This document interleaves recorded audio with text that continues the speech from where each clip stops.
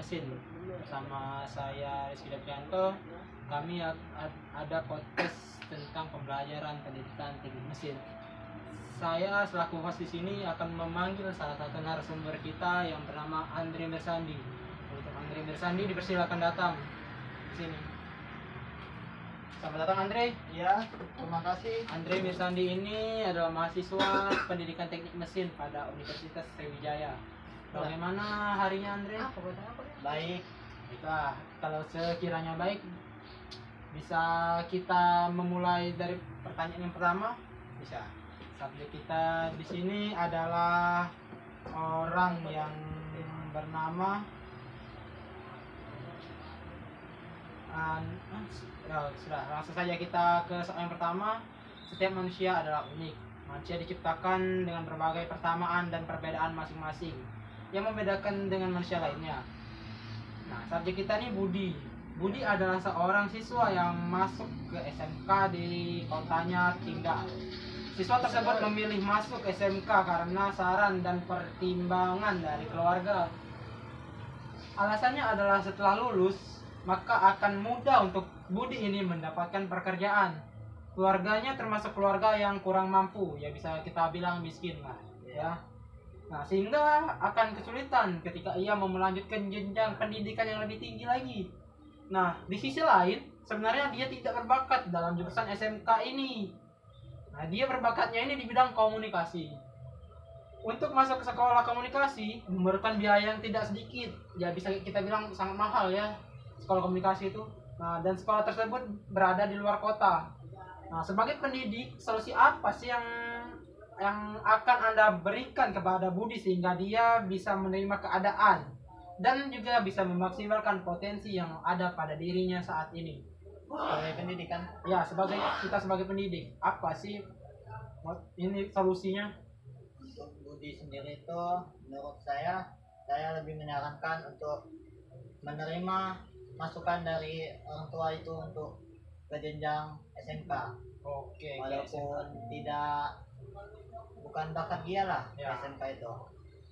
Terus saya lebih menyarankan dia ke sana sambil mengasah kemampuan dia itu bakatnya komunikasi tadi. Oke, berarti itu dia tuh biarlah mengikuti orang tuanya dulu, pertimbangan keluarganya untuk di SMK itu ya. Iya, lebih ikutin kemauan orang tua walaupun itu ini karena tidak baik juga sih.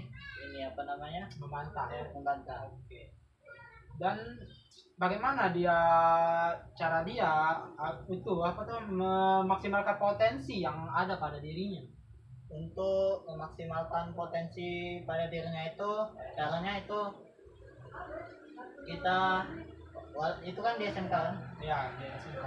Itu ikut ekstrakurikuler lah. Oke. Atau ikut organisasi seperti OSIS yang bisa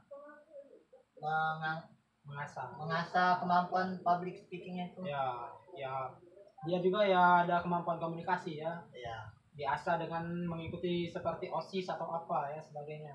Nah, kalau dengan ini dia ke jenjang yang lebih tinggi itu bagaimana sih caranya? Untuk keadaan dia saat ini yang bisa dibilang kurang mampu lah. Kalau mau ke yang lebih tinggi lah, ya. Kayak kuliah gitu. Ya, seperti kuliah atau pendidikan lain. Kayak kuliah itu dia bisa mengikuti program beasiswa. Oke. Dia asah skill public speakingnya itu biar dapat nilai plus lah buat ini. Oke. Masuk ke program beasiswa itu. Dengan mengikuti beasiswa ya, dengan mengasah kemampuan ya, memberikan kelebihannya itu ya, agar bisa mendapat nilai plus untuk mendapatkan beasiswa tersebut. Baiklah, cukup bagus untuk jawaban yang pertama ini. Bisakah kita lanjut ke pertanyaan yang kedua? Bisa. Baiklah, saya lanjut saja. Nah, sini subjek kita ini bernama Andi. Seorang siswa, kita sebut namanya Andi, merupakan seorang siswa SMK di sebuah kota besar di Pulau Sumatera. Di mana ya itu Sumatera? Nah, tidak tahu, mungkin Sumatera Selatan ya. Ia merupakan seorang yang memiliki bakat di dunia teknik.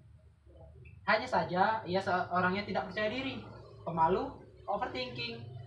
dan juga ia selalu ragu akan keputusan dan tindakan yang telah dia buat. Dia takut keputusan itu akan ditolak oleh orang lain.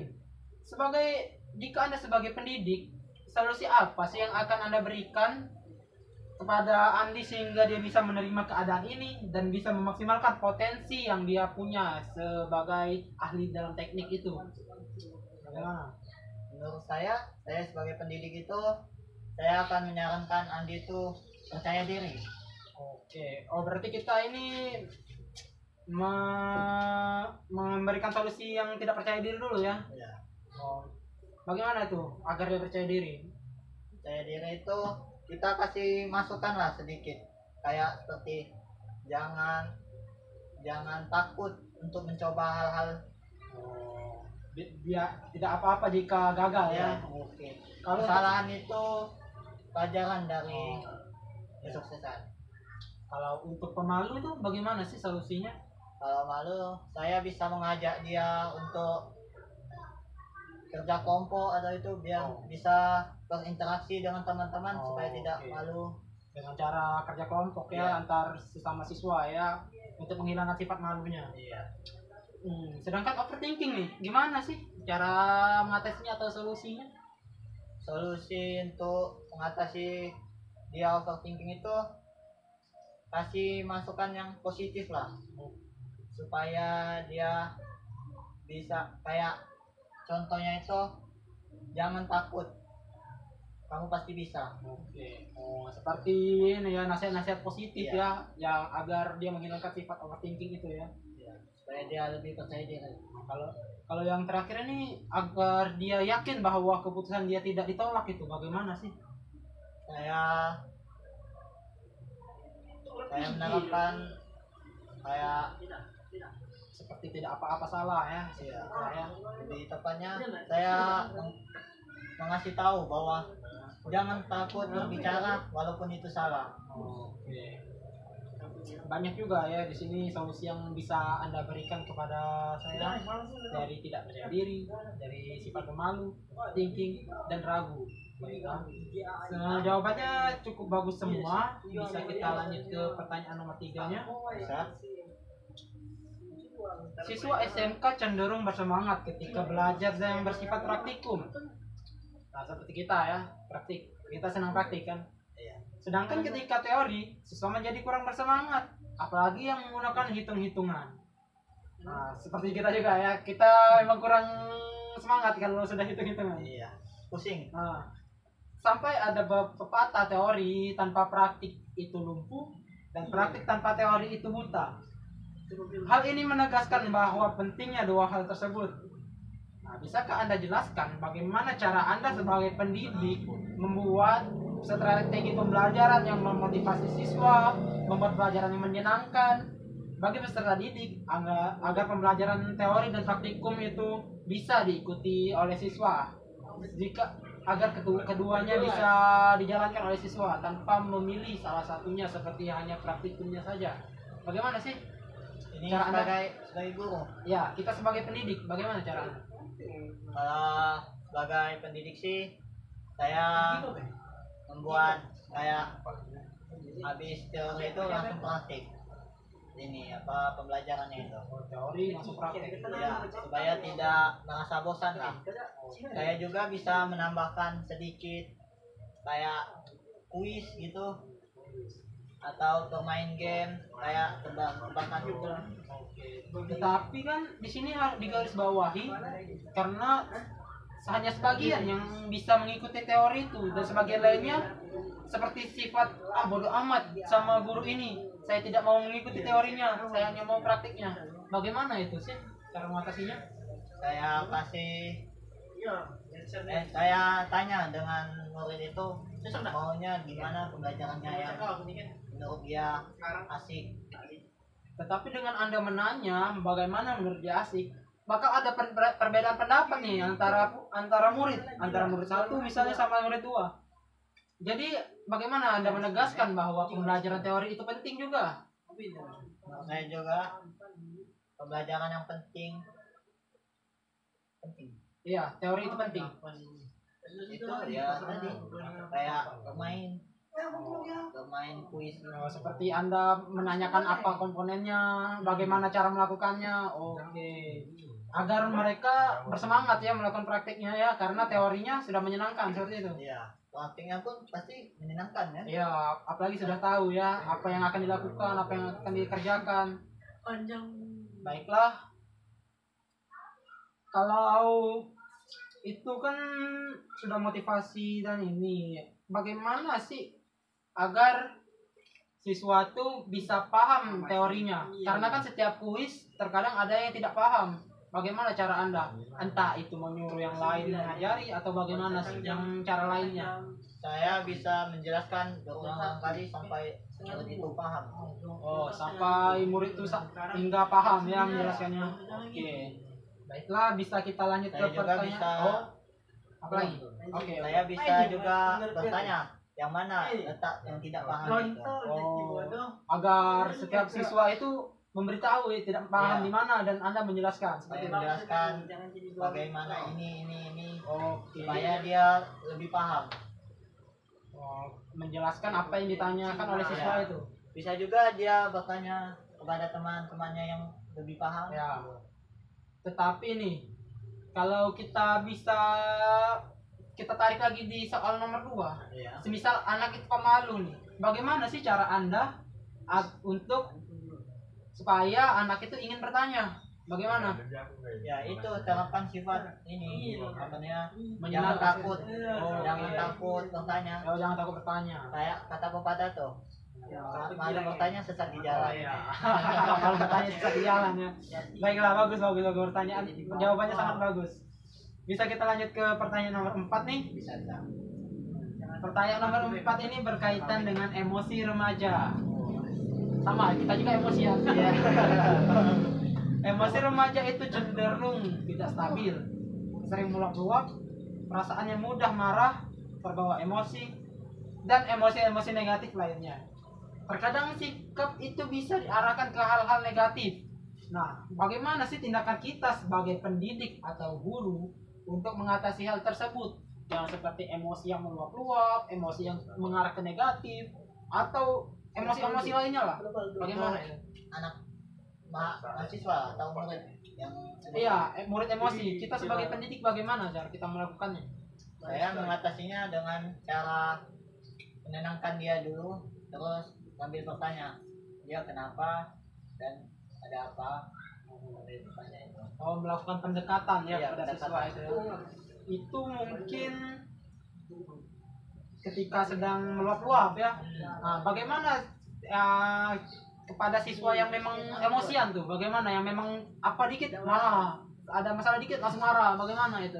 Itu sih lebih tepatnya kayak sentimen. Iya, sentimen. Seperti itu bisa dibilang. Saya kan tadi sudah pendekatan itu, saya nasihat, motivasi dan lainnya. Oh. Nah, terus yang emosi yang negatif lainnya tuh seperti misal nih, kalau marah sering dendam atau menggunakan barang dia untuk menyerang. Bagaimana itu sih cara mengatasinya, mengedukasinya itu apa yang bisa Anda berikan kepada siswa itu supaya dia tidak mudah seperti itu, emosi yang memang sambil ini membahayakan lah bisa dibilang. Ya, tadi ini apa namanya, dengan cara apa, kasih tahu bahwa itu semua salah. Jangan langsung emosi, kasih dulu dia tenang dulu. Nah, terus yang sikap yang ke arah hal-hal negatif itu bagaimana cara mencegahnya Anda sebagai pendidik? Mencegah mereka tuh ke arah-arah yang negatif. Semisal nih ya, jadi pendendam atau malah yang lebih parah ini ya tuh membunuh atau kan emosi kan namanya kan kita tidak tahu. Bagaimana sih itu? Apakah kita harus mengedukasi secara rutin atau kita malah memberikan hal-hal yang lebih positif lagi kepada dia? Bagaimana itu? Saya sih lebih ke kasih masukan hal-hal positif sih. Jangan dendaman kayak itu. Jangan sampai membunuh. Oh iya. Iya, karena emosi itu kan adalah senjata paling Mematikan. mematikan kan. Oke, itu untuk emosi marah. Bagaimana yang emosi sedih nih? Gimana sih caranya, cara mengatasinya? Saya Yang anak yang sering merenung atau diam, sedih, bagaimana itu? saya ya kasih pendekatan kayak tadi, kita dekati dulu terus tanya dia kenapa. Jadi teman curhat lah ya. Iya. Oke. Kasih dia buat bicara lah, Oh, jangan takut. ya, soalnya dari emosi sedih itu bisa menjadi depresi takutnya kan. Ya kalau dia dikasih pendekatan kayak gitu kan dia bisa terbuka lah dengan pendengar itu. Ya, oke. Menarik juga ya jawabannya. Kita lanjut ke pertanyaan kelima sepertinya ya. Ini tentang lingkungan yang tidak sehat topiknya. Hidup ini unik. Kita yang menjalani, Tuhan yang menentukan, dan orang lain yang berkomentar. Terkadang orang lain mudah sekali menilai sesuatu, padahal sekali lihat baru sekali dengar. Nah, ia dengan mudahnya melakukan judgement ataupun penilaian buruk pada suatu cerita di mana ada seorang siswa yang menempuh suatu pendidikan di suatu kota. Orang-orang sekitar yang bilang bahwa dengan ia sekolah tersebut akan memberatkan orang tuanya. Sekolahnya tidak akan selesai karena kekurangan biaya serta omongan-omongan lain yang sebenarnya tidak enak untuk kita dengarkan. Jika kalian berada di posisi tersebut, apa yang akan kalian lakukan?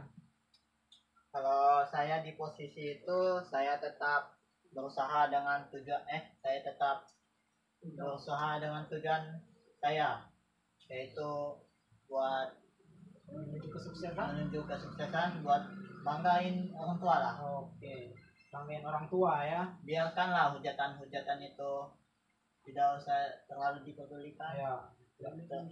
Kalau kita udah sukses itu bisa membungkam mulut-mulut hujatan-hujatan orang Ya. itu. Ya, oke, ya. Kalau kita memang sudah sukses, pasti orang lain akan diam ya seperti itu Iya. ya.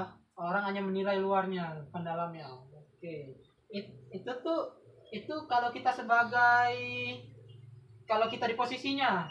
Nih, bagaimana kalau kita pendidik melihat ada siswa kita yang seperti itu, apa motivasi dan nasihat yang akan Anda berikan kepada mahasiswa itu agar dia tidak down atau tidak apa tuh depresi mendengarkan hujatan-hujatan itu? Bagaimana sih motivasi dan nasihatnya? Motivasi dari saya sih, saya menyarankan kepada anak itu jangan terlalu memperdulikan orang lain. Terus maju ke depannya. Fokus pada tujuan itu, Ya, sama lah kayak saya tadi, Ya. fokus pada tujuan. kayak motivasi sendiri ya. Iya, orang lain cuma bisa menilai, kita yang tahu. Kita yang merasakannya ya. Iya. Oh. Motivasi yang bisa membantah dari omongan-omongan orang itu apa sih? Kira-kira motivasi ya yang bisa membantah ucapan iya itu. iya motivasi yang selalu menekankan kita bahwa omongan itu tidaklah penting tuh. Bagaimana tuh motivasinya? Tetap fokus pada tujuan, biar Allah yang menentukan. Oke, fokus pada tujuan Allah yang Iya. menentukan ya. Bagus. Nah, sepertinya kita ini ke pertanyaan terakhir ya. Ini bisa dibilang. Nah, tadi kan sudah nih banyak nih yang kita bicarakan kan. Kita solusi dari Anda sendiri, Andri Mirsandi kan atas semua Iya. pertanyaan-pertanyaan ini. Nah, ada gak nih kata-kata motivasi yang paling mempengaruhi hidup Anda sehingga Anda bersemangat dan juga berbahagia dalam menjalani hidup ini? Ada gak sih motivasinya? Enggak sih.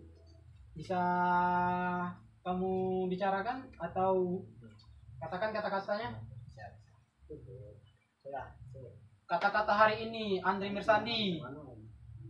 Waktunya untuk berusaha terus sampai mulut orang yang menghujat itu terdiam. Berusaha terus sampai itu. Bisa kamu jelaskan maksud dari motivasi itu? Maksud motivasi itu kan orang kan bisa menghujat doang. Ya. Nah, kita harus berusaha sampai hujatan itu bisa tidak lagi Terdengar ya. iya terdengar. Nah, berarti maksud dari itu kita harus tetap fokus ya, walaupun banyak yang menghujat, jangan kita Iya. pedulikan hingga kita menuju kesuksesan ya. Oke, baiklah. Terima kasih untuk Andri Mirsandi karena telah datang di podcast ini. Ya, sama-sama. Saya selaku host Rizky Dedrianto sangat mengapresiasi apapun jawaban dari Anda. Karena jawaban dari Anda di sini lumayan bagus dan menarik untuk kita bahas. Untuk Andri Mirsandi, terima kasih. Terima kasih juga. Saya akhiri. Wassalamualaikum warahmatullahi wabarakatuh.